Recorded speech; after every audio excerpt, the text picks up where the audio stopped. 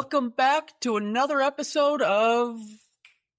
I guess we can't really say what we normally do, can we? Nope. Let's just say welcome back to the show. Today's episode is going to be a little bit different because we're throwing the challenge flag on ourselves a little bit. We talk a lot about taking 100% responsibility and not settling for fine, but we took a step back the last week or so and looked at the title of our podcast, the Road of Life podcast, and we thought, it's fine. And fine is a 4-letter word that we don't use around here. No. It's not 200%. Look, I love the Road of Life podcast, the name. I love it. It was like the first iteration for us. Mm-hmm. It has some very fond memories, and it's a baby that I hold dearly. And we had it for 120 episodes. Yeah. For the last 3 This is episode 121. Yeah, like 3 years and 120 episodes. But if we're being honest, if you're driving down the road or if you're online looking for a podcast that is going to help you with your marriage, the Road of Life podcast doesn't necessarily scream that. That's not the sign that No. people are going to take notice of for, oh, this definitely will help. I'm looking for a relationship podcast. Road of Life? Yeah, that sounds like it. So I think in essence, we've made ourselves like the world's best kept secret. Yeah, right? Which is, I guess, kind of cool in a way. It's cool to be the world's best at something.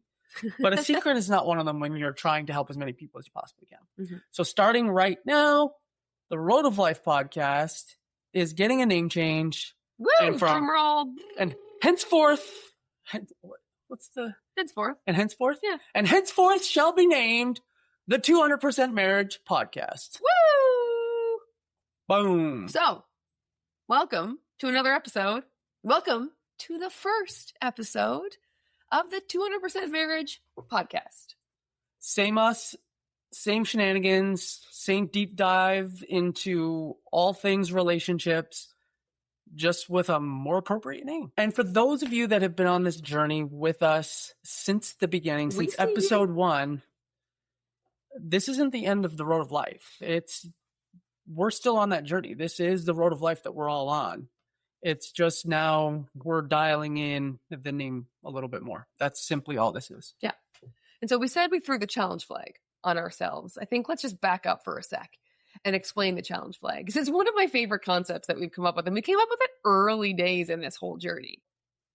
For anyone who watches any NFL football. Super Bowl coming up. Or just happened, I guess. By the time this airs. Just happened. We don't know the results yet because we recorded this a couple days before. But challenge flag, NFL fans, when the coach on the field throws that little red flag on the ground, it's a signal to the referee to call a timeout and review the call that was made on the field because the coach disagrees with it. And so they take a timeout, they review the call that was made, and they either move on or correct their decision.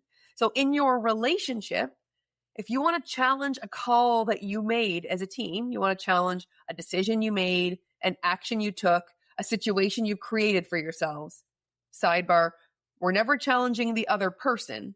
We're challenging a thing, an action, decision, a situation. You throw your challenge flag. You throw a dish towel on the ground. You throw a hand towel, a face cloth, a tissue, anything at all to signify, I want to have a conversation about something that we've done here, something that we've created. And that's the sort of the initiation of having what might be a somewhat uncomfortable conversation. Where did it start from? When did we first use the challenge flag concept for us? When we jumped into a real estate company that was making us absolutely miserable and struggled through that for weeks without actually having a conversation about it until it just became too much, unbearable. We were unbearable to each other. We were grumpy and short and snippy, and it was like, all right, enough's enough. Like not us kind of behavior. No, it's just all. like totally not out of character. So we were like, something's got to happen here. So out came the challenge flag. We're like, we got to have a conversation. We got to challenge this decision that we've made. It's terrible. I hate it. Me too. It's like, oh, thank God. Why are we doing this then? And so we're both freaking miserable. Why are we here? Inflection point totally put us on a different trajectory. It's that important. Yeah. So again, doing it again here now with the podcast, another inflection point, I believe. Mm-hmm. And I think that it's really cool that given that we're going from the Road of Life podcast to the 200% Marriage podcast, and we've just written the 200% Marriage book, what better way to kick off the podcast? Because one of the biggest things that we've heard since we've written the book is great feedback. Mm-hmm. But one thing that we consistently hear is, you guys need to read this and make an audio version of this. I need to hear you read this. I want to hear your voices tell these stories. And so your request is our command. With the first many episodes of the Road of Life podcast, or the 200% Marriage podcast, that's going to take some getting used to. It is going to take some getting used to. But with the first few episodes of the 200% Marriage podcast, and I mean most of this year, we're actually going to record the audio version of this book, chapter by chapter. Every episode will be a chapter. We'll read the chapter, and then we will have discussions about the different points and behind the scenes stuff, challenges we had when writing it. Might bring some guests on to talk about different concepts. We'll have a really good time with it over the next however long it takes. Mm-hmm. And so I guess that brings us to the other challenge flag that we threw on ourselves when it comes to the podcast, is we changed formats for year 3. As of episode 105, we started bringing guests on. And in hindsight, we might have rushed into that a little bit. And so we're going to soften that approach a little bit, walk that back a little bit. We'll bring guests on when it's appropriate, but it's not going to go all guest. It's going to still be mostly us. Yep. So why not? What better way to kick this off than to start with talking about this book in this episode? And so in this episode, we're going to talk about the cover, some of the testes. That's what I call testimonials.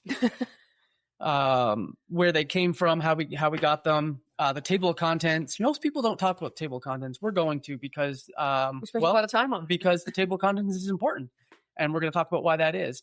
The dedication, all the things leading up to the first chapter. So everything else about this book, we're going to talk about in this episode, and then we're going to kick off the next episode with chapter 1. Mm-hmm. So without further ado, the cover.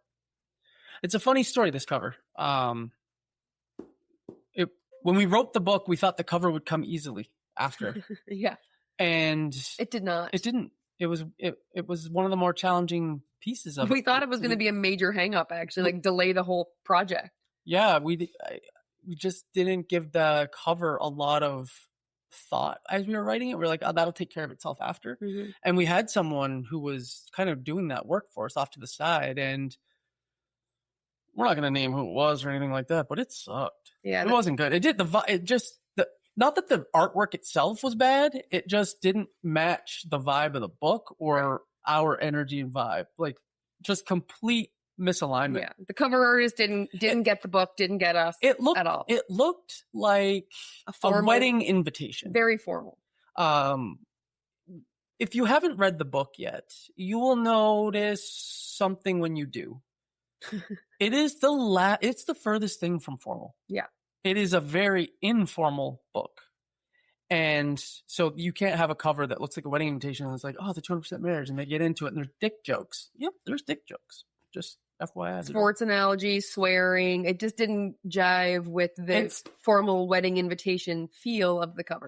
There's a misalignment there. Someone who's looking for that kind of book opens this, they're going to be aghast at what they see. And similar to our podcast title situation, someone who's looking for our book, what's actually inside the content of the book, is not going to pick it up based on the cover. No. So we had a misalignment on our hands. For sure. And then we were on a call with some friends of ours, and we were just talking about it.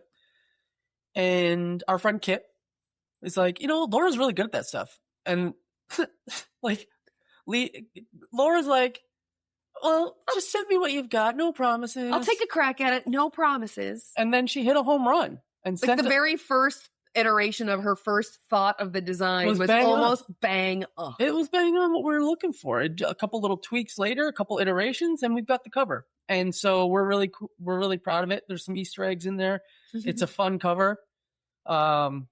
It definitely embodies the vibe of the book. Yeah. And I love, it's funny, and it's actually one of the testimonials in the book is from my aunt. Because when she saw it, she said, congratulations on the book, by the way. The cover looks like you're going into the mountains to have sex.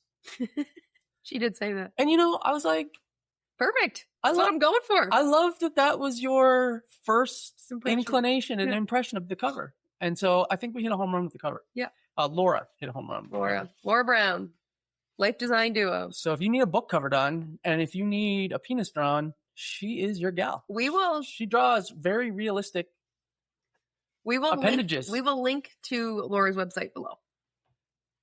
So that's kind of the story behind the cover, and it's near and dear to our heart. And it's cool that someone from our community, our friends, played such a big, important an piece vital of this. role in this and created the cover. So that's the cover, and that's pretty cool. And so then the testimonials, the testes. It's funny because most books, I think, they lean into the very formal testimonials, and we have some of those. We do. We have, but again, opposite of formal here. So we're doing things a little differently right from the very beginning. We got some people to read the book, and even people and to give us their honest feedback and their honest testimonials, and we used all of them, good and bad, and weird. So we've got some from like, I really love this book. Also, you guys spell color wrong. Is that a Canadian thing? It is a Canadian thing. In fact, you Americans spell color wrong. You will notice when you read this book that color has a U in it, and that's just the way it is because that's the how way we spell words. That's the way it's supposed to be. It's funny. There's some testimonials in here from our family because as much as we love them, they do not get what we do. They don't get it. They don't understand our world. They don't understand what we're up to 99% of the time. And so when we wrote this book, we told our nieces and nephews, and Jake in particular was the first one to, actually, it wasn't Jake that kind of set this off. It was your mom. That's right. It was Mom. Yeah. So we've been doing this for a few years now, and we were writing this book this year. Yeah. And you told your mom in passing, or I don't know. Just tell the story. Yeah. Like we've been writing the book in earnest since June. Right. So we were in the throes of writing the book. We'll talk more about the process of writing the book in a little bit.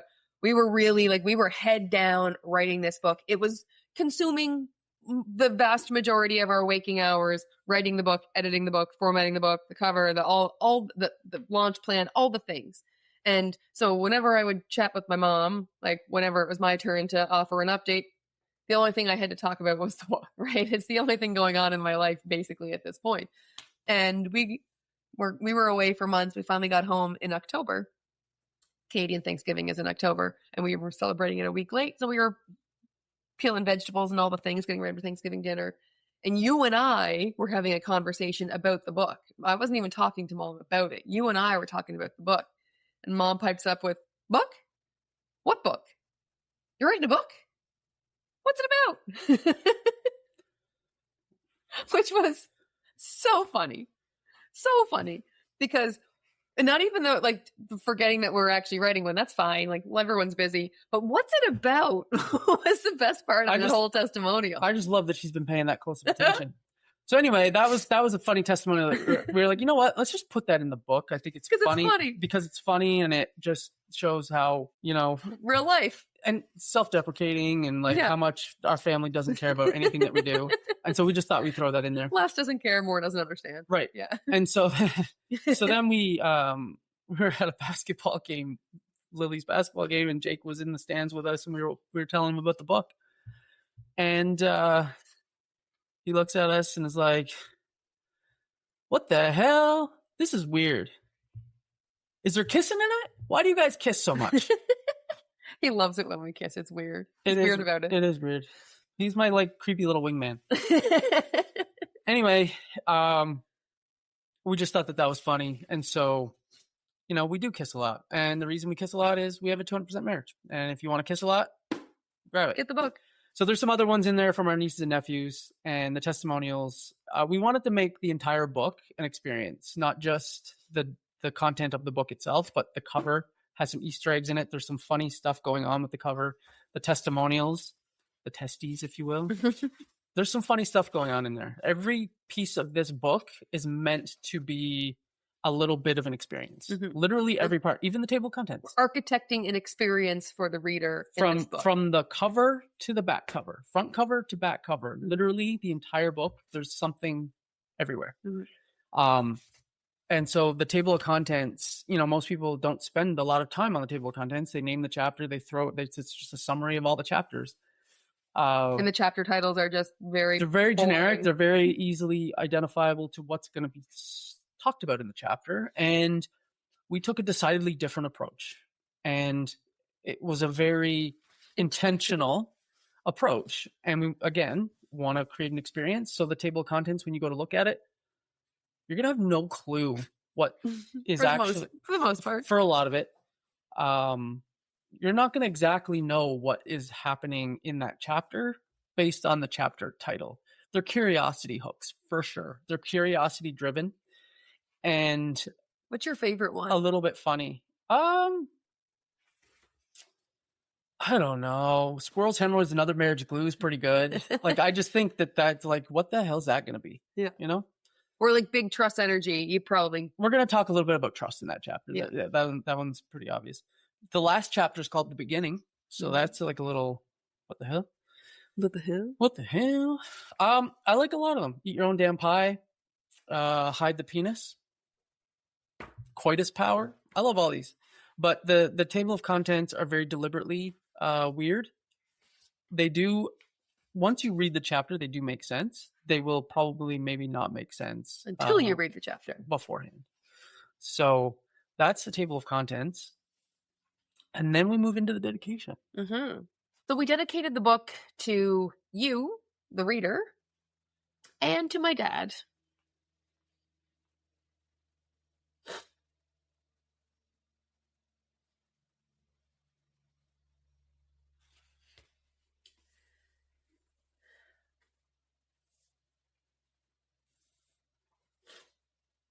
Because I think he'd be really proud.